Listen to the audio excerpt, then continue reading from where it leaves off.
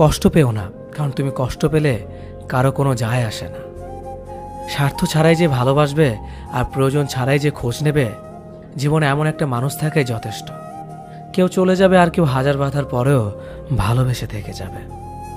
জীবন আসলে সুন্দর যদি পরিবার থেকে একটু সাপোর্ট আর স্বাধীনতা পাওয়া যায়। ভালো থাকার বেঁচে থাকার মধ্যে তফাৎ অনেক। বেঁচে থাকার অনুভূতি প্রকৃতির কাছে, আর ভালো থাকার অনুভূতি মানুষের কাছে। হাতে হাত রাখা সহজ, কিন্তু সারা জীবন বইতে পারাটা কঠিন। ভাগ্য বোধ হয় এমনই হয়, খুব করে চাওয়া মানুষটা সবার আগে হারায়। কথা এমন একটা জিনিস যেটা দিয়ে কাউকে ভালো লাগা যায়, আবার কাউকে খারাপ করে দেওয়া যায়।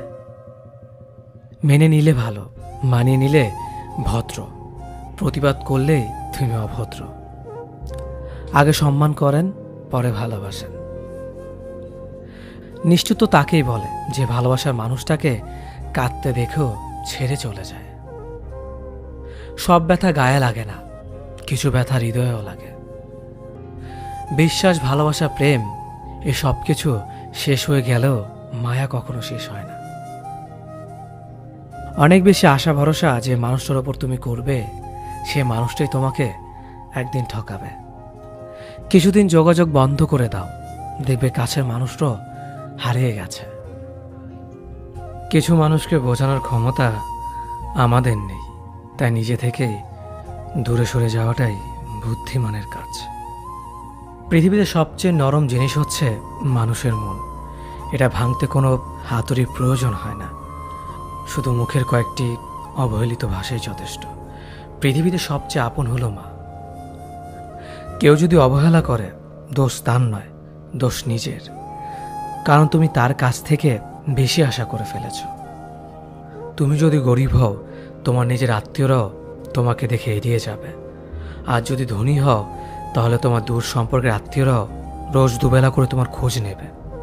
সময় থাকতে প্রিয় মানুষটিকে মূল্য দিও, হারিয়ে গেলে কেঁদে কি লাভ। সম্পর্ক টিকিয়ে রাখার ইচ্ছে যদি দুপাশ থেকেই থাকে, তবে কোনো সম্পর্কই ভাঙা সম্ভব নয়। যদি কমে যায় ভালোবাসা আর বেড়ে যায় দূরত্ব, বুঝে নিও প্রয়োজনের বেশি তুমি দিয়েছিলে গুরুত্ব।